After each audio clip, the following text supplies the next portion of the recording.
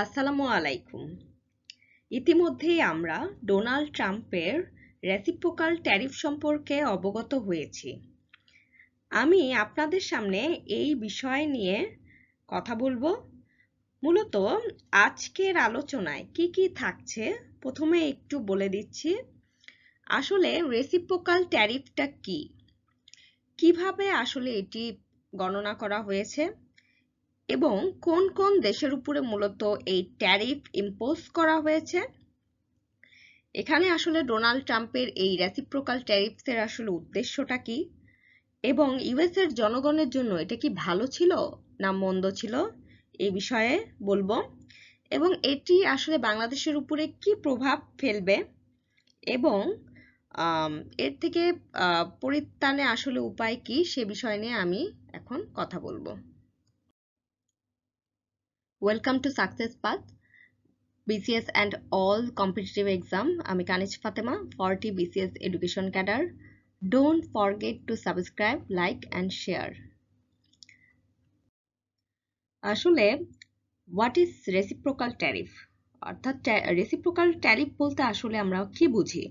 এটা হচ্ছে এমন একটা বাণিজ্য নীতি যেখানে হচ্ছে একটি দেশ অন্য দেশের পণ্যের উপর একই হারে ওই শুল্ক আরোপ করে, যে হারে অন্য দেশটি তাদের পণ্যের উপর শুল্ক আরোপ করে। সহজ ভাষায় যদি আমি বলি সেটা হচ্ছে যেমন কর্ম তেমন ফল নীতির মতো। অর্থাৎ একটা দেশ যে পরিমাণ শুল্ক আরোপ করবে, অপর দেশও ঠিক সেই পরিমাণ শুল্ক আরোপ করবে।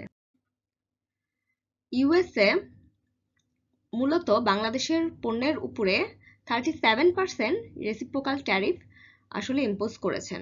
শুধুমাত্র বাংলাদেশে নয়, প্রায় 180টিরও বেশি দেশের উপরে আসলে ডোনাল্ড ট্রাম্প এই রেসিপ্রোকাল ট্যারিফ ইম্পোজ করেন। তবে মজার বিষয় হচ্ছে ইউএসএ, রাশিয়া মতো দেশে এই রেসিপ্রোকাল ট্যারিফ কিন্তু ইম্পোজ করেননি। রাশিয়া ছাড়াও উত্তর কোরিয়া আছে, কানাডা, মেক্সিকো আছে যদিও। তবে কানাডা, মেক্সিকোতে কিছুদিন আগেই আসলে 25%-এর মতো শুল্ক আরোপ করা হয়েছে। কিন্তু রাশিয়া আর উত্তর কোরিয়ার কথা যখন জিজ্ঞেস করা হয়, হোয়াইট হাউসের এক কর্মকর্তা নিউ ইয়র্ক টাইমসকে বলেন যে রাশিয়া, উত্তর কোরিয়ার মতো দেশে কয়েকটি দেশে অনেক ভারী রকমের আসলে ট্যারিফ আগে থেকেই ইম্পোজ করা আছে। তো এই কারণে বর্তমানে আর তাদের উপরে ট্যারিফ ইম্পোজ করা হয়নি। ডোনাল্ড ট্রাম্প আসলে এই এপ্রিলের 2 তারিখে আসলে এরূপ রেসিপ্রোকাল ট্যারিফ এর বিষয়টা ঘোষণা করেন। এই কারণে ডোনাল্ড ট্রাম্প এই দিনটিকে আসলে যুক্তরাষ্ট্রের অর্থনৈতিক স্বাধীনতা দিবস হিসেবে অভিহিত করেন। তিনি বলেন, আমরা একটি স্বাধীন ও সুন্দর জাতি হতে যাচ্ছি এবং এই দিনটিকে আমরাই তখন ভবিষ্যতে স্মরণ করব এবং আপনারা আমাকে স্মরণ করবেন, বলবেন যে ট্রাম্পই সঠিক ছিলেন। এই দিনটি আমাদের ইতিহাসের অন্যতম গুরুত্বপূর্ণ দিন।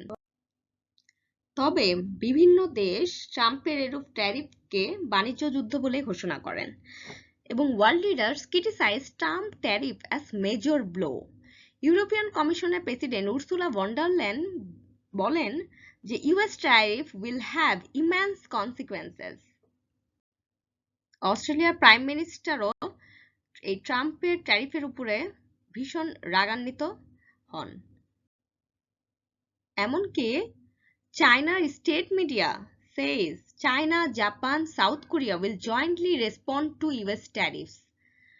এই প্রথমবারের মতো চায়না, জাপান এবং সাউথ কোরিয়া একসাথে এই ইউএস ট্যারিফের উপরে বদলা নেবেন বলে তিনি বলেন। এটি হচ্ছে ট্রাম্পের সেই রেসিপ্রোকাল ট্যারিফসের লিস্ট, যেখানে দেখা যায় যে দেখেন চায়নার উপরে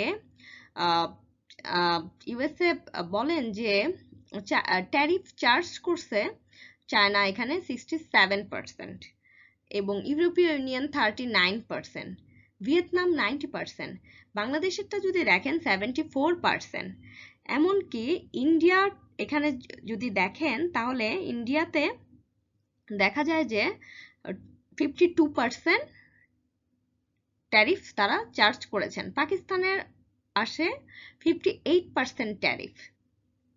ডোনাল্ড ট্রাম্প বলেন যে এই সব দেশ আসলে ইউএসএ তে এত পরিমাণে হচ্ছে শুল্ক আরোপ করেছে। তিনিও তার বিপরীতে পাল্টা শুল্ক আরোপ করার ঘোষণা দেন, কিন্তু তিনি বলেন আমার মন নরম দেখে আমি ফুল রেসিপ্রোকাল ট্যারিফ ইম্পোজ করলাম না, আমি তার 50% ট্যারিফ ইম্পোজ করলাম। সেক্ষেত্রে চায়নাতে হচ্ছে 34% ট্যারিফ ইম্পোজ, ইউরোপীয় ইউনিয়নে 20% অর্থাৎ হাফ, বাংলাদেশে দেখা যায় 37%, ইন্ডিয়াতে 26%, পাকিস্তানে আছে দেখেন, পাকিস্তানে হচ্ছে 29% ট্যারিফ ইম্পোজ করেন। তবে এই যে ট্যারিফ চার্জ করছে, কিভাবে ইউএস আসলে এই ট্যারিফ চার্জ করছে তার কিন্তু যৌক্তিকতা কিন্তু একদমই নেই। কিভাবে আসলে এই ট্যারিফ তিনি চার্জ করলেন, এটার বিভিন্ন জার্নালিস্ট ক্রিটিসাইজ করেছেন তার জন্য। কিভাবে আসলো এই ধরেন এই চায়নার 67%, বাংলাদেশের 74%, ইন্ডিয়ার 52%, যদি হিসাব দেখা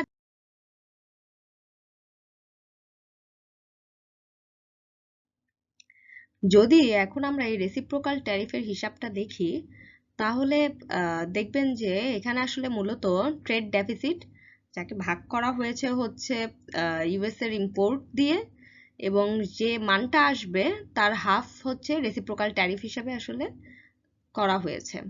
তো এখানে দেখেন বাংলাদেশের হচ্ছে ট্রেড ডেফিসিট হচ্ছে 6.2 বিলিয়ন, যাকে ভাগ করা হয়েছে হচ্ছে ইউএস এর ইম্পোর্ট অর্থাৎ 8.4 বিলিয়ন, আর যাকে ভাগ করলে আসে হচ্ছে -74%, তার হাফ হচ্ছে 37%। আসলে 37%ই হচ্ছে রেসিপ্রোকাল ট্যারিফ হিসেবে ইম্পোজ করছে।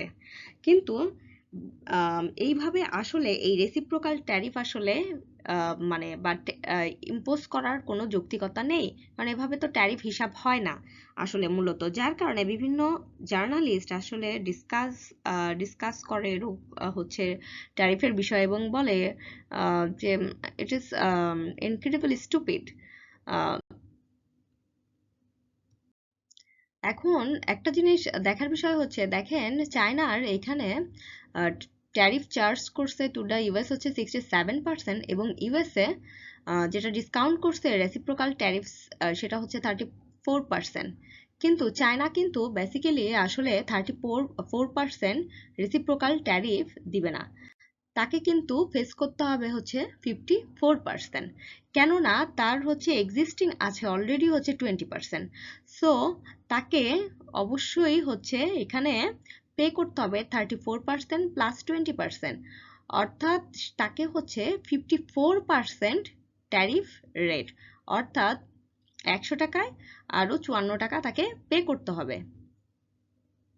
এখন আপনাদের মনে অনেকেই হয়তো এই রেসিপ্রোকাল ট্যারিফ সম্পর্কে অনেক কোশ্চেন থাকবে যে আসলে এই রেসিপ্রোকাল ট্যারিফ আসলে জিনিসটা কি বা কিভাবে হয় বা কিভাবে হচ্ছে।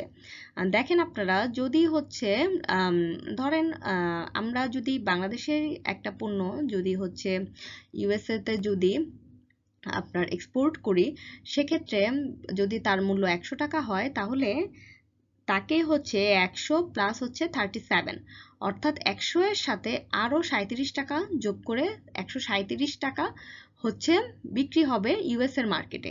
অর্থাৎ ইউএস এর যে জনগণ তাকে হচ্ছে সেই প্রোডাক্টটা কিনতে হবে হচ্ছে 137 টাকা দিয়ে। এরকম ধরেন যে যদি চায়না থেকে কিনে তাহলে সেই পণ্যের উপরে তাকে পে করতে হবে হচ্ছে 154 টাকা, যা কিনা ইউএস এর আসলে অনেক বেশি পরিমাণে ক্ষতিগ্রস্ত হবে। দেখা যাবে যে ইউএস এর যে ক্রয় সীমা তা কিন্তু কমে আসবে এই রেসিপ্রোকাল ট্যারিফের কারণে, এবং ইউএসএ কিন্তু কি ইনফ্লেশন রেট দিন দিন বাড়তে থাকবে। বর্তমানে ইউএস এর আসলে এই যে ইনফ্লেশন রেট প্রায় 2 থেকে 2.5% আছে, সেটা কিন্তু বেড়ে 4.8% পর্যন্ত কিন্তু চলে যেতে পারে। তবে আলটিমেটলি এই ইনফ্লেশন রেট অবশ্যই হচ্ছে 4%-এর কাছাকাছি চলে যাবে, প্রায় 4%-এর প্লাসও হতে পারে। তবে ডোনাল্ড ট্রাম্প আসলে কেন এই রেসিপ্রোকাল ট্যারিফ আসলে তৈরি করলেন, আসলে মূলত এর কাজটা কি? আমি কিছুদিন আগেই আপনাদের সামনে গোল্ড কার্ড নিয়ে আসলে একটি ভিডিও কন্টেন্ট তৈরি করেছি, আপনাদের সামনে বলেছিলাম যে আসলে এই গোল্ড কার্ড বিক্রির মাধ্যমে তিনি কিন্তু একটা গোল্ড কার্ডের মাধ্যমে $5 মিলিয়ন হচ্ছে তিনি নেবেন এবং তার বিনিময়ে নাগরিকতা দিবেন, এবং সেখান থেকে অলরেডি কিন্তু সে 5 বিলিয়ন প্রফিট পাচ্ছে বলে সে তার যে US secretary of commerce Howard Lutnick বলেন যে 1000 কার্ড তিনি একদিনে বিক্রি করেছেন এবং $5 বিলিয়ন প্রফিট হয়েছে। এরই প্রেক্ষাপটে মূলত এই ডোনাল্ড ট্রাম্প আসলে এই প্রজেক্ট, অর্থাৎ tariffs will luckily raise much less money than White House project economics say, but এই হোয়াইট হাউস ট্রেড যে অ্যাডভাইজার তিনি এই পিটার নাভারো বলেন যে প্রায় 600 বিলিয়ন থেকে $700 বিলিয়ন আসলে প্রফিট করা সম্ভব এই হচ্ছে রেসিপ্রোকাল ট্যারিফ থেকে।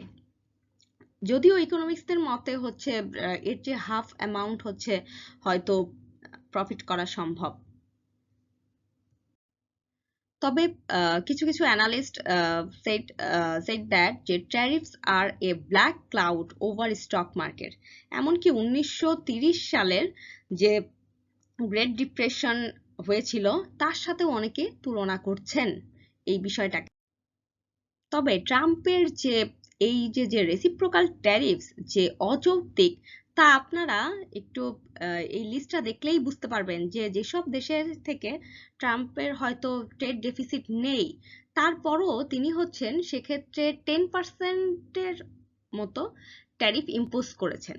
তবে হাস্যকর বিষয় হচ্ছে এটা যে অস্ট্রেলিয়ার একটা দ্বীপ আছে হার্ট অ্যান্ড ম্যাকডোনাল্ড আইল্যান্ড নামে পরিচিত, যে দ্বীপে কোনো মানুষের বাস নেই, সেই দ্বীপেও পর্যন্ত প্রায় 10% হচ্ছে ট্যারিফ ইম্পোজ করা হয়েছে, যেখানে কিনা কোনো মানুষ বাস করে না, সবই পেঙ্গুইন বসবাস করে। এক নজরে বাংলাদেশ এবং ইউএস এর ট্রেড যদি আমরা দেখি, বর্তমানে বাংলাদেশে আসলে মোট বৈশ্বিক রপ্তানির 17-18%ই হয় হচ্ছে যুক্তরাষ্ট্রের সাথে। অ্যাকর্ডিং টু ইউএসটিআর অর্থাৎ ইউনাইটেড স্টেটস ট্রেড রিপ্রেজেন্টেটিভের ডাটা অনুসারে হচ্ছে ইউএসএ আমদানি করে হচ্ছে 8.4 বিলিয়ন এবং রপ্তানি করে হচ্ছে 2.2 বিলিয়ন। আর trade deficit Bangladesh and US এর হচ্ছে ট্রেড ডেফিসিট হচ্ছে 6.2 বিলিয়ন, যা কিনা আসলে বাংলাদেশের যে এত বড় যে রপ্তানি বাজারের জন্য একটা ডিভাস্টেটিং ব্লো বলা হচ্ছে, যে ডিভাস্টেটিং ব্লো ফর বাংলাদেশের $10 বিলিয়ন ইউএস মার্কেট। এটা আসলে আমার ভাষ্যমতে নয়, এটা বলা হয়েছে হচ্ছে আরএমজি লিডার্স আসলে বলছে যে Trump's tariff devastating blow for বাংলাদেশের $10 billion US market competitors to gain. অর্থাৎ বাংলাদেশের যে পার্শ্ববর্তী দেশ ইন্ডিয়াতেও কিন্তু এর চেয়ে কম পরিমাণে ট্যারিফ যুক্ত হয়েছে, তাদের 26%, ইন্ডিয়াতে 26%, পাকিস্তানে 29%, এরকম অনেক কান্ট্রি আছে যাদের কিনা ট্যারিফ বাংলাদেশের চেয়ে কম। সেক্ষেত্রে দেখা যাবে যে তারা আরো বেশি পরিমাণে এক্সপোর্ট করতে পারবে বাংলাদেশের তুলনায়। আসলে কেন বাংলাদেশ এত বেশি পরিমাণে ক্ষতিগ্রস্ত হবে তা যদি আমরা দেখি, অ্যাপারেল মার্কেটে অ্যাপারেলের যে আমাদের এক্সপোর্টার্স যারা আছেন তারা বলছেন তারা উদ্বিগ্ন আসলে যে বিষয় নিয়ে, যে পূর্বে অলরেডি আমাদের 15% হচ্ছে ট্যারিফ ছিল, এখন যদি আরো 37% ট্যারিফ যদি ইম্পোজ হয়, সেক্ষেত্রে তাদের প্রায় হিউজ পরিমাণ হচ্ছে ট্যারিফ দিতে হবে, সেক্ষেত্রে বাংলাদেশের কিন্তু কি এক্সপোর্টের পরিমাণ কমে যাবে। এবং কি আরএমজি প্রোডাক্টের দিকে যদি আমরা দেখি তাহলে দেখব যে সেখানে 18% আগে দেওয়া হয়েছে, বর্তমানে আবার 37% ট্যারিফ দিতে হচ্ছে। সেক্ষেত্রে বাংলাদেশের কিন্তু আরএমজি প্রোডাক্টস, অ্যাপারেল প্রোডাক্টসে অনেক হিউজ পরিমাণ হচ্ছে এফেক্ট ফেলবে। আমরা যদি এখন দেখি যে আসলে ইউএসএ থেকে আমাদের যে পরিমাণ পণ্য আসলে আমরা আমদানি করি, সেক্ষেত্রে আসলে কি পরিমাণ ট্যাক্স আমরা আরোপ করেছি তার নমুনাটা আমরা এখন একটু দেখব। আমরা মূলত ইউএসএ থেকে $2.91 বিলিয়ন আসলে ইম্পোর্ট করি, যার মধ্যে শুল্কমুক্ত সুবিধায় হচ্ছে রপ্তানি কাঁচামাল হচ্ছে আমরা আমদানি করি হচ্ছে $29 কোটি, আর অভ্যন্তরীণ ব্যবহারের পণ্যের মধ্যে রয়েছে $262 কোটি, অর্থাৎ 2.62 বিলিয়ন ওর, যেটা কিনা হচ্ছে অভ্যন্তরীণ ব্যবহারের জন্য করা হয়।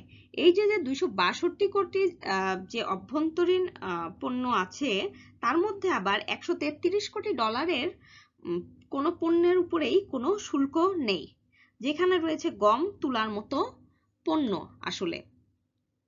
তাছাড়া যুক্তরাষ্ট্র থেকে আমদানি হওয়া পণ্যের মূল শুল্ক কিন্তু প্রায় 4.48%। এখন আমরা যদি দেখি গত বছরের কয়েকটা টপ লিস্টেড পণ্যের হচ্ছে আমদানির হচ্ছে শুল্কগুলো যদি আমরা দেখি, প্রথমে আমরা যদি দেখি যেখানে র ম্যাটেরিয়ালস হচ্ছে রড তৈরির যে কাঁচামাল আছে, পুরানো লোহার টুকরা, সেক্ষেত্রে কিন্তু আমরা শুল্ক হচ্ছে প্রায় 4% হচ্ছে আছে। তারপর যদি সেকেন্ড লিস্ট আমরা দেখি, সেকেন্ড হাইয়েস্ট ইম্পোর্টেড প্রোডাক্ট হচ্ছে আসলে এই বিউটেন, অর্থাৎ এলপিজি উপাদান বিউটেন, এটা আমরা ইম্পোর্ট করি, সেখানে হচ্ছে ট্যারিফ হচ্ছে মাত্র 5%। এবং থার্ড হাইয়েস্ট ইম্পোর্ট আছে আমাদের সয়াবিন সিডস, সেখানে কিন্তু কোনো শুল্ক কর নেই। ফোর্থ পজিশনে আছে হচ্ছে আমাদের কটন, এই কটনেও কিন্তু কোনো শুল্ক নেই। বস্ত্র শিল্পের কাঁচামালের উপরে কোনো শুল্ক আসলে নেই।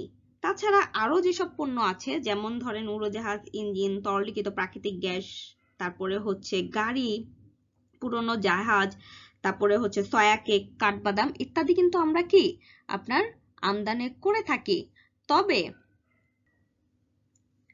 তবে যুক্তরাষ্ট্র থেকে হাইয়েস্ট ট্যাক্সে হচ্ছে আমদানি হয় হচ্ছে হুইস্কি, যেখানে কিনা ট্যাক্স দিতে হয় প্রায় হচ্ছে 611%। এই হুইস্কিতে আপনার ট্যাক্স দিতে হচ্ছে 611%। এবং আর যদি দেখি মার্সিডিজ বেঞ্চ, যদি আমরা দেখি এই মার্সিডিজ বেঞ্চে হচ্ছে যে সেকেন্ড হাইয়েস্ট ট্যাক্স দিতে হয়, সেটা হচ্ছে 443%, কিন্তু ট্যাক্স দিতে হচ্ছে। তাহলে আমরা কিন্তু দেখতে পাই যে আমরা কিন্তু কোনোভাবেই প্রায় 5%-এর উপরে কিন্তু কি ট্যাক্স কিন্তু কি আমরা ইম্পোজ করি নাই। সেক্ষেত্রে কিন্তু আমাদের উপরে কিন্তু চাপিয়ে দেওয়া হয়েছে যে আমরা নাকি ট্যারিফ চার্জ করছি প্রায় 74%, যেটা কিন্তু অনেক হিউজ নাম্বার। সো আমাদের আসলে এখন করণীয়টা কি? এক্ষেত্রে Syed Mohammad Tanvir, managing director of হচ্ছে প্যাসিফিক জেন্স গ্রুপ, তিনি বলেন যে যুক্তরাষ্ট্র থেকে আসলে আমদানি বাড়ানোর কোনো বিকল্প নেই। সরকারি এবং প্রাইভেট খাত মিলে হচ্ছে এরূপ আমদানি বাড়াতে হবে, এবং আমদানি দ্বিগুণ করলে আসলে মূলত এই 24 থেকে 5% ট্যাক্সের মধ্যে আসলে নেমে আসবে। এতে করে রপ্তানি খাত প্রতিযোগিতায় আসলে এগিয়ে থাকবে বলে তিনি মনে করেন। এবং সেন্টার ফর পলিসি ডায়ালগের হচ্ছে ফেলো হচ্ছে মোস্তাফিজুর রহমান বলেন যে শুল্ক কর কমিয়ে কৃত্রিমভাবে আসলে আমদানি বাড়ানোর উদ্যোগ কখনোই টেকসই হওয়ার সম্ভাবনা নেই, বরং মার্কিন বিনিয়োগ আনা যদি যায় তাহলে সহজেই কি আমদানি বাড়বে। এতে করে দেখা যাবে যে মার্কিনিরাই আসলে মূলত সেই যন্ত্রাংশগুলো আমেরিকা থেকে ইউএসএ থেকে আসলে আমদানি করবেন। তাছাড়া তিনি আরো বলেন যে শুল্ক আরোপের পর আসলে বিভিন্ন দেশ বিভিন্ন ধরনের পদক্ষেপ নিয়েছেন। যেমন কোনো দেশ আছেন যারা হচ্ছে নেগোসিয়েশনের চেষ্টা করছেন, আবার কোনো দেশ তারা হচ্ছে পাল্টা শুল্ক আরোপ করছেন। সেক্ষেত্রে আমরা যেসব পণ্য আসলে রপ্তানি করি তা যুক্তরাষ্ট্রের কে বুঝাতে হবে যে এগুলো আসলে মূলত আমাদের প্রান্তিক মানুষের জন্য। তো আর এই প্রান্তিক মানুষের জন্য যেহেতু আমরা এসব আমদানি করে থাকি, তো সেই ক্ষেত্রে দেখা যাবে যে প্রান্তিক মানুষরা খুব হিমশিম খাবে। আর এই যুক্তি দাঁড়া করাতে পারলে অবশ্যই আমাদের এক্ষেত্রে বিশেষ প্রণোদনা পাওয়ার সম্ভাবনা রয়েছে। তো তাদের মতামত আমি আপনাদের সামনে শেয়ার করলাম। তো আপনাদের যদি কোনো মতামত থাকে তাহলে অবশ্যই কমেন্ট বক্সে জানাবেন কিভাবে আসলে আমরা এই পাল্টা শুল্ক আরোপ থেকে পরিত্রাণ পেতে পারি। Thank you. ধন্যবাদ সবাইকে। Please subscribe, like, comment and share.